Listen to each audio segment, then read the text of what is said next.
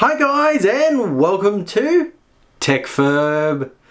Today we are building a gaming PC, so let's get into that.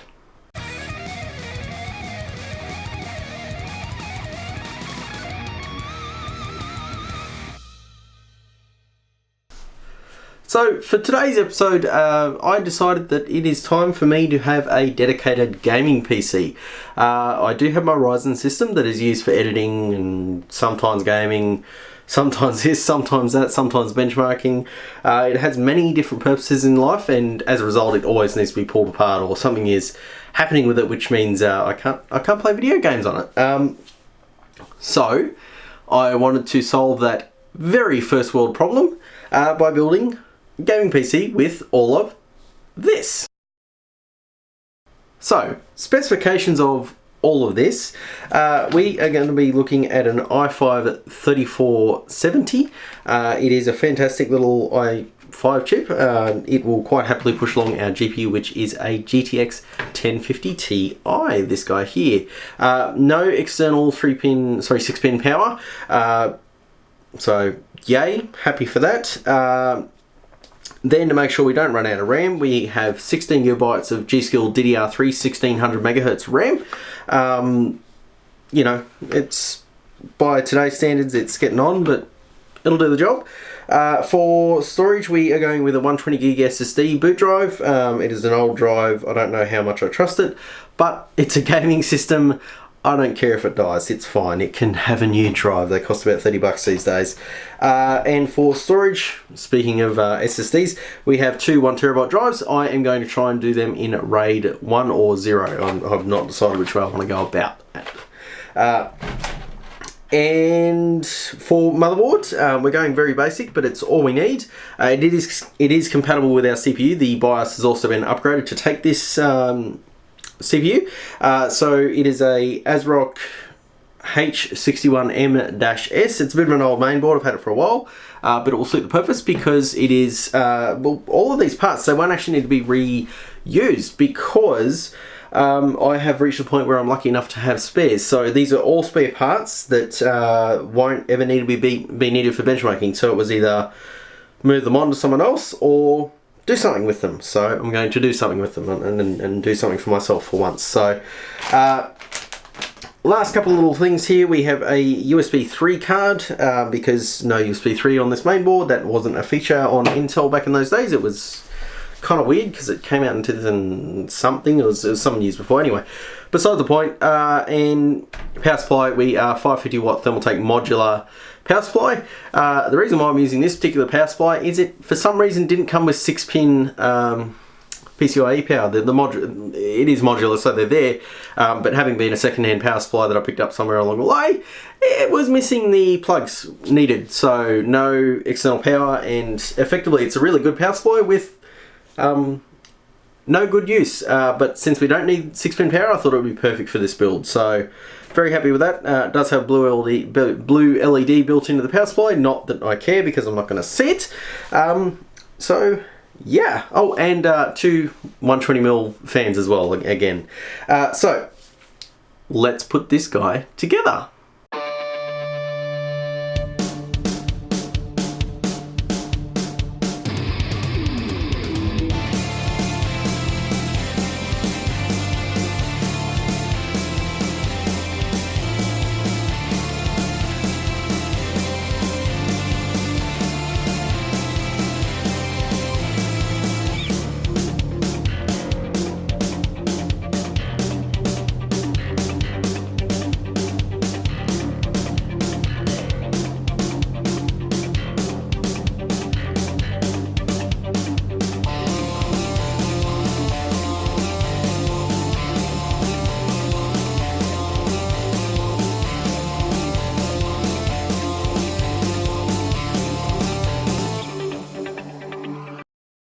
Alright guys, so build is complete now. Let's see if it actually works.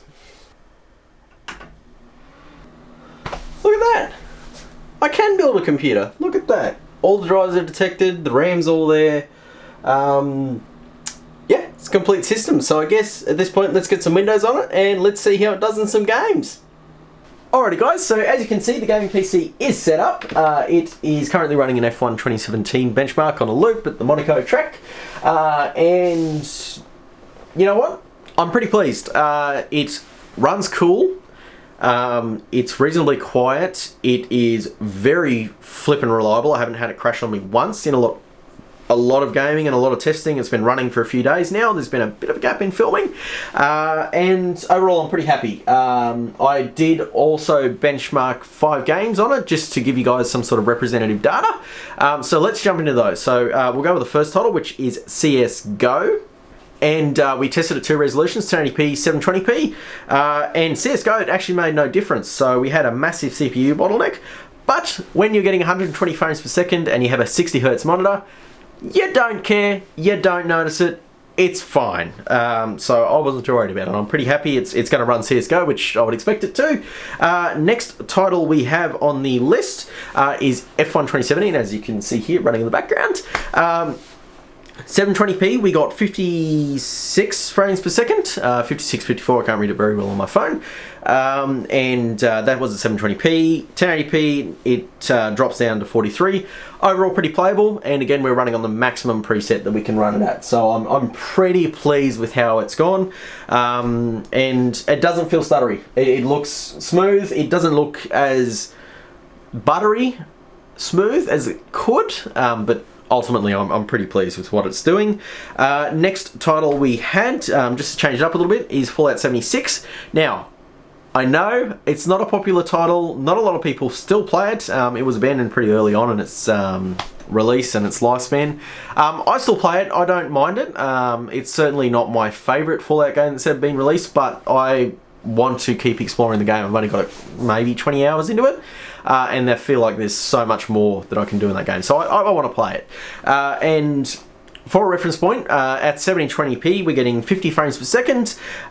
We go up to 1080p. We drop down to 37 frames per second, remembering that there is a 60 frames per second cap on this title. But ultimately, it was not too bad. It did have its moments where it started at both 720p and 1080, but I am running on the high preset, and this is not the best example of a gaming system, and it's not the best example of an optimized title that runs well. So I was pretty happy with that. I'll give that a pass. So Battlefield 5, not a great result. 720p, we're getting 50 frames per second on average. Great, awesome. It's not at 60 where I'd want it to be. And the thing that concerns me, it's actually on the medium preset, so I don't have a lot of room to go down in graphical fidelity, so that's not great. And at 1080p, it drops right down to 35 frames per second. It was a bit stuttery. It wasn't perfect, but it was playable. And given that this is an entry-level system, I can't complain. It's literally spare parts that I've either gotten from people over time or have had sitting around. I'm very lucky to be able to be in this position of running a tech channel and having so much hardware now that I've just been able to collect. Just haven't had to buy it, which has been very lucky. It's just things that I've collected over time, and I'm lucky in that regard. So yeah, not great for Battlefield 5, but we'll have a look at the last title, which is a bit more of a positive note, which was Far Cry 5. Far Cry 5, we're seeing 69 frames per second on average at 720p. You drop down to 1080p, you're seeing 45 frames per second, and it ran reasonably smooth. I wasn't too upset with this title. I could consider it playable. In fact, all of these titles I would consider playable. There is certainly going to be a bump if you get a higher spec graphics card and possibly a higher spec CPU, but overall can't complain. It was not bad. So yeah, and I guess in summary, what I want to say about this system, having used it for a couple of days, it's not bad. I can imagine there's a lot of people running hardware similar to this, and if you are, you will notice a benefit in upgrading. I can say that having come backwards from using things like 1080s and a Ryzen 7, a modern Ryzen 7 as well, there is a bump in performance coming from something like this to what I do have. But like I said, my Ryzen 7 system is always in pieces, and I don't have a system that just is I can use for gaming when I want to. I unfortunately, for whatever reason, don't seem to have one at the time when I want one. So yeah, that's what this is. I'm very lucky that I was able to just slap together out of spare parts I had laying around. And yeah, I hope you liked this video. Like it if you did. Dislike it if you didn't. Comments down below if you got any questions for me or you have any feedback on the video. And get subscribed if you're not subscribed. I do regularly release content, usually every 1 to 3 weeks, depending on how busy I am with all the other projects I have going on outside of YouTube. And yeah, thanks for watching, guys, and I'll catch you in the next video.